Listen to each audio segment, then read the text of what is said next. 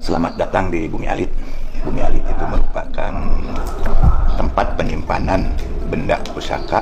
Bisa juga disebut museum, cuman di sini museum itu museum amanat. Apa yang disimpan di benda di Bumi Alit itu, yaitu yang paling pokok pedang cedera mata dari Sayyidina Ali yang diamanatkan oleh Sang Hyang Parasmara atau Syekh Abdul Iman. Panjalu itu dulu merupakan sebuah kerajaan. Raja Panjalu pertama yaitu perempuan, yaitu Ratu Pramana Dewi. Jalu itu kalau dalam bahasa Sunda itu laki-laki, karena memakai pan jadi perempuan. Ya, jadi Panjalu itu bukan laki-laki tapi perempuan. Ya, karena raja pertama yaitu Ratu Pramana Dewi. Setelah menghadap ayahandanya, diperintahkan oleh ayahandanya pertama adalah bendung yang namanya Legok Jambu. Setelah dibendung, campurkan itu air. Maka dibendunglah Legok Jambu. Setelah dibendung, ada airnya, dicampurkan air jam-jam itu yang dari Mekah itu. Yang sekarang jadilah situ Panjalu itu.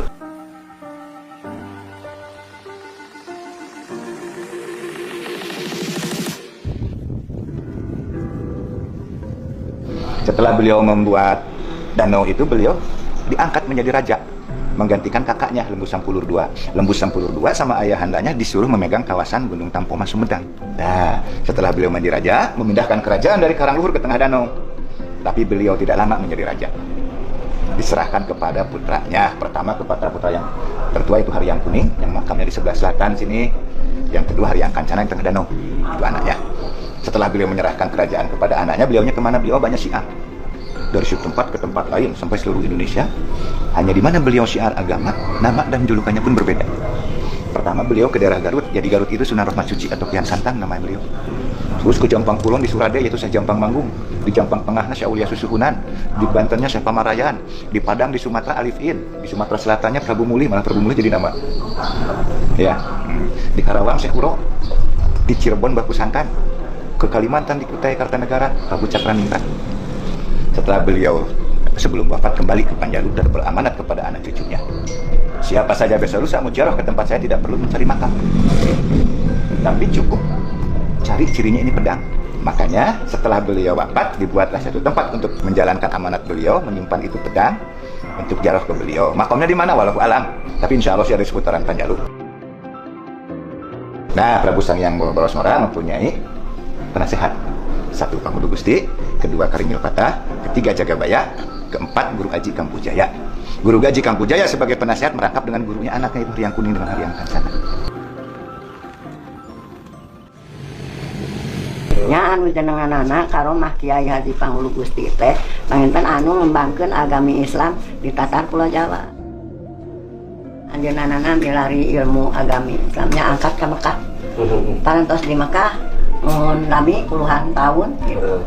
Terus di Mekah panginten dijenengankeun saatosna dipaparinan cai jam-jam Sayyidina Ali tok dibawa cai jam di ditu gitu. Jang sakumaha kepentingan umum umat panyawat lahir dan batin dilebatkan karena karanjang Sayyidina Ali teh si cai jam-jam teh jam-jam ya kumagi panginten surti Sayyidina Ali gitu beli ka saya eta biasa motor gitu dijenengankeun deui we saya Abdul Iman tujuh di Mekah teh akhirna angkat mulih mendarat di Aceh ngejenengankeun saya Malikul Saleh eta saya teh janten jam-jam teh mau gurulang gorolong kan suka dia jika dina daun talus gitunya sumohon. Nah lami-lami nama panginten terakhir nama Dudi tadi anu sedak nyimpen saya di Tetiasa kan tenang di Banten Tetiasa. Nah akhir nama Dudi di dia panginten ieu ge Ciomas datang janten Ciomas panginten. Nah angkat anjeunna ka Paliheuba terus didinya mendaki di lokasi panginten didinya ngajenengankeun Kiai Jagaraksa. Nah Kiai Haji Panghulu Gusti. Terus lungsur nyari lokasi terus eta cai disimpen dikecelakeun didinya. Pantos dikecelakeun didinya anjeunna ngajenengankeun eta cai teh cai geger emas anu kanggo nyipuh jasmani, nyipuh rohani, nyipuh sagala rupi ilmu penemu ngahilangkeun sagala rupi panyawat lahir sareng batin.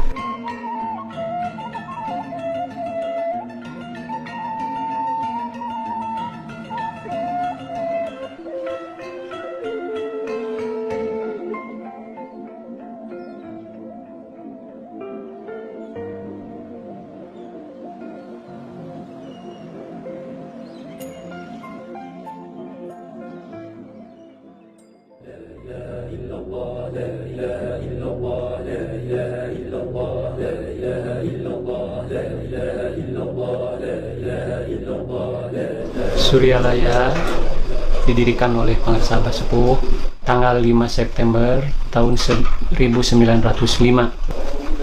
Masih dalam keadaan zaman penjajahan Belanda, sehingga ikhwan-ikhwan yang mau masuk ke Suryalaya waktu itu sulit karena di Warudoyong dijaga oleh pemerintahan Belanda. Kalau mau masuk ke Suryalaya katanya harus jalan belakang sambil mikul kayu bakar atau rumput, seolah-olah penduduk asli di Warudoyong atau di sekitar Suryalaya yang mereka datang nggak seperti tamu gitu, jadi sembunyi-sembunyi lintas Citanduy baru masuk ke Suryalaya. Itu ya cerita orang tua mereka. Kalau pergi ke Suryalaya itu tengah malam habis maghrib dari Panawangan datang ke sini, subuh ke Suryalaya itu.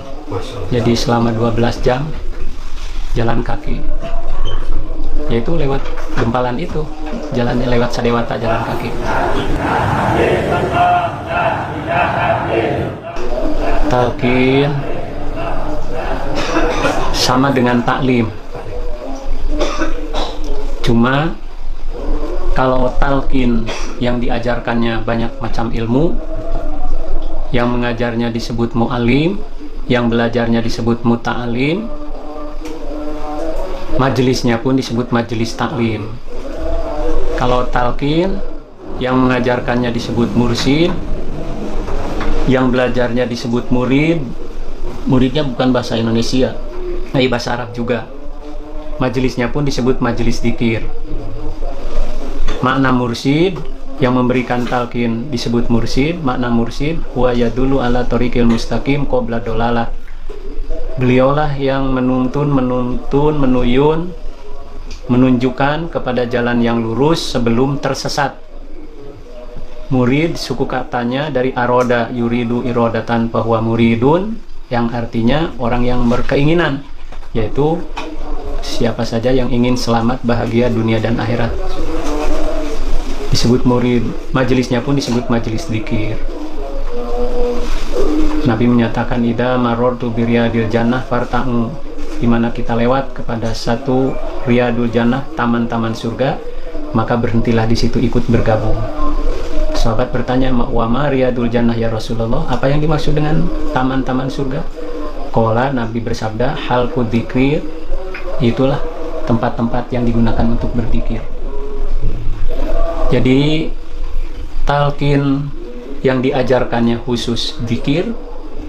Kalau tali bermacam ilmu disampaikan berdasarkan hadis Nabi, lakinu mautakum la ilaha illallah, artinya ajarkan, talqinkan itu mautakum kepada orang yang akan mati, la ilaha illallah.